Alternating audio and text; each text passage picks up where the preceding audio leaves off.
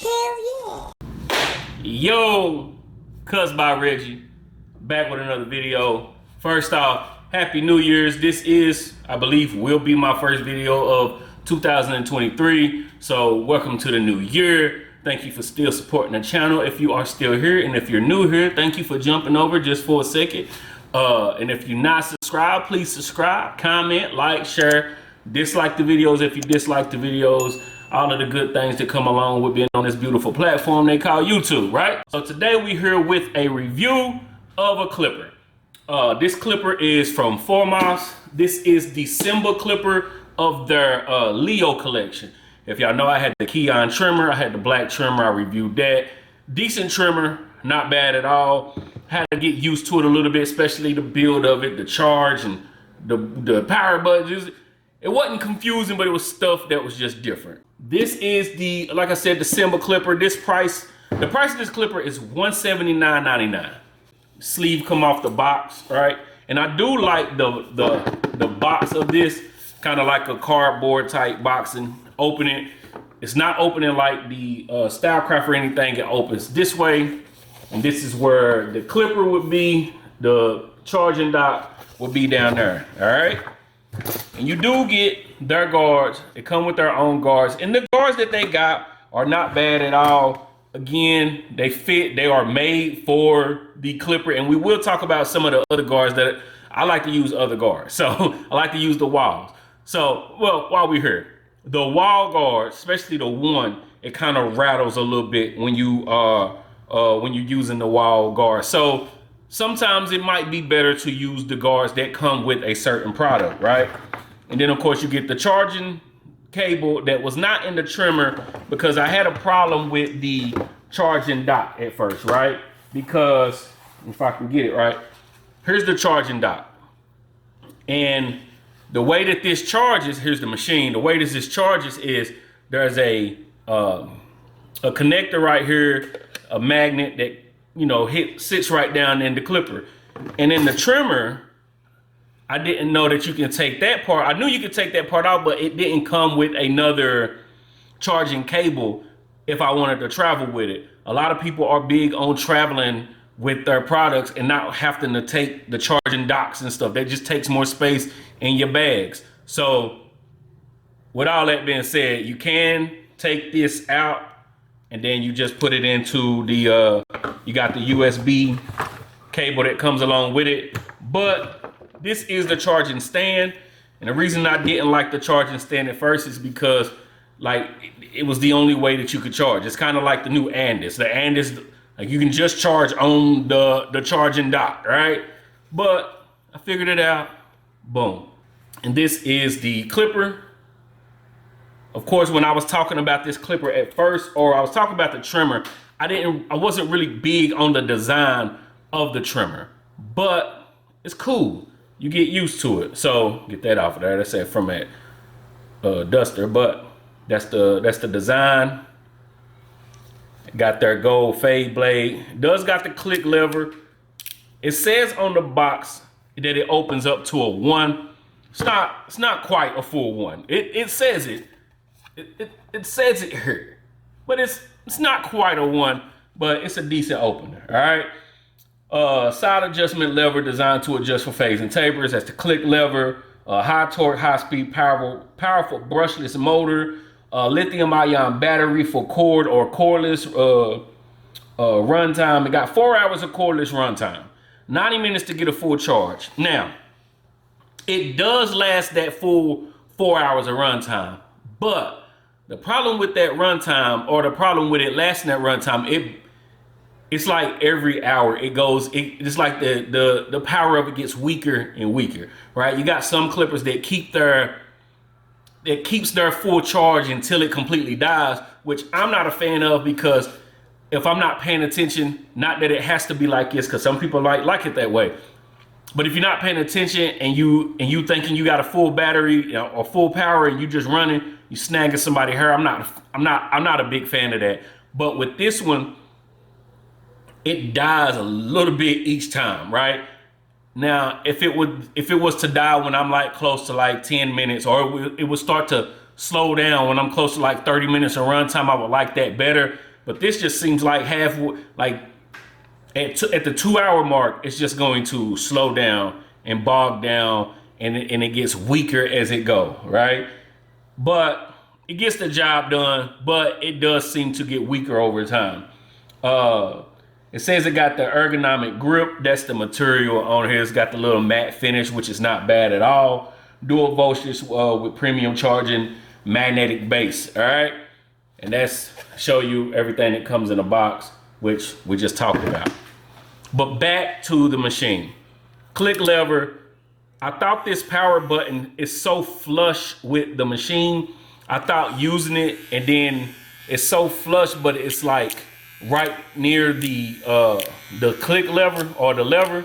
I thought I would hit this mistakenly sometimes and knock off turn it off while I was cutting, but I never had that problem because I guess it is, since it's so flush with the machine, you actually have to push it. Like, you're not gonna go over it and knock it off. So I like that. At first, I didn't know about that being so close to it, but it was not a problem, right?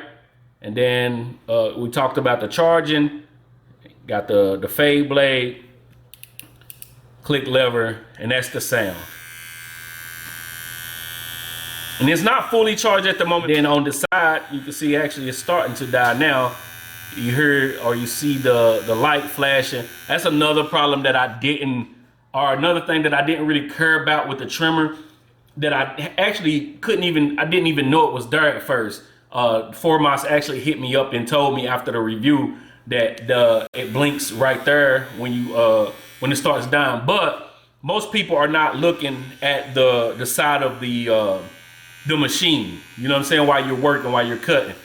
When you're holding it, if you got now it is thinner here, so I understand they probably couldn't fit it down where everything else is, but they do have an indicator on it, right?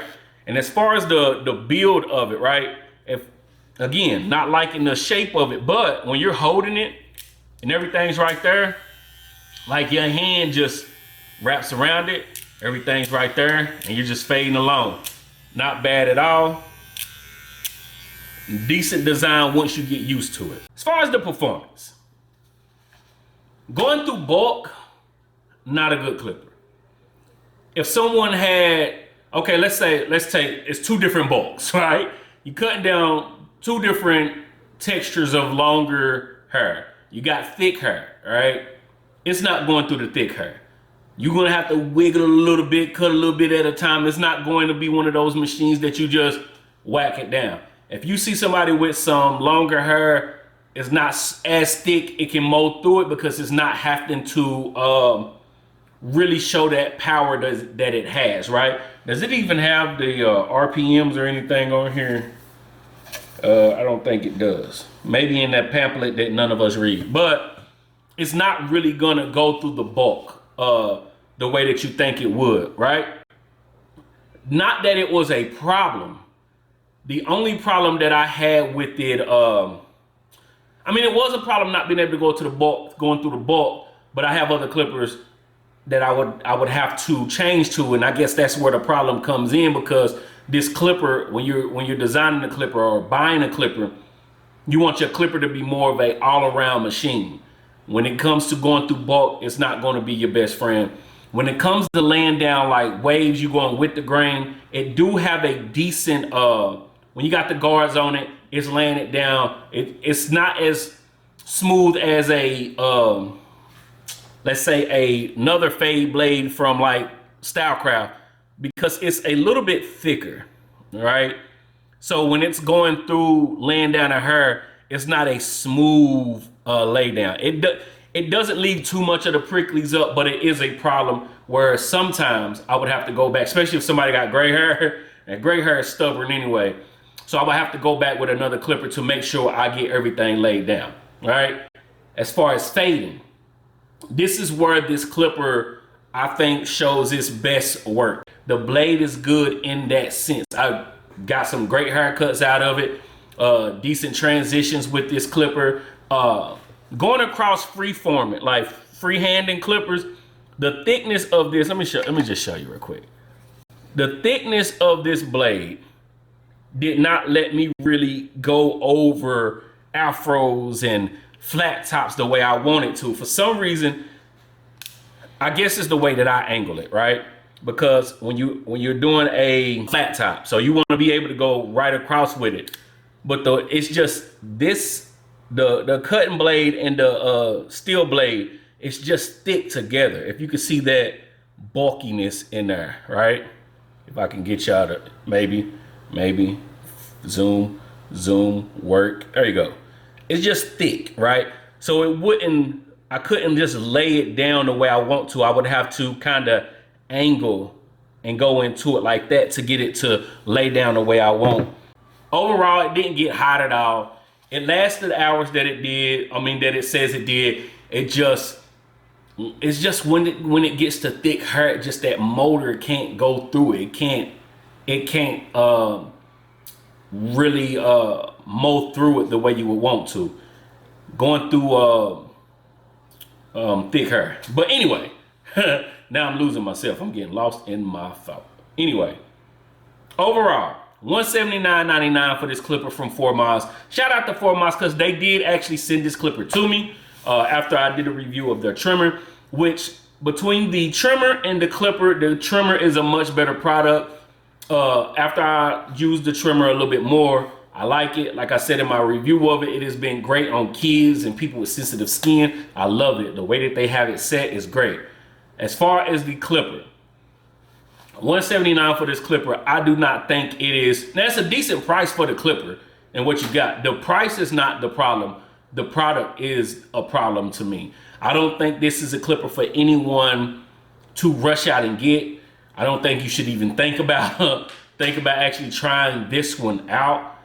The trimmer, yes. The clipper, not necessarily. Like I said, it's $179. It does get to you quick if you do order. It is a decent fading clipper at certain points. Like I said, I was able to get some great transitions with this clipper.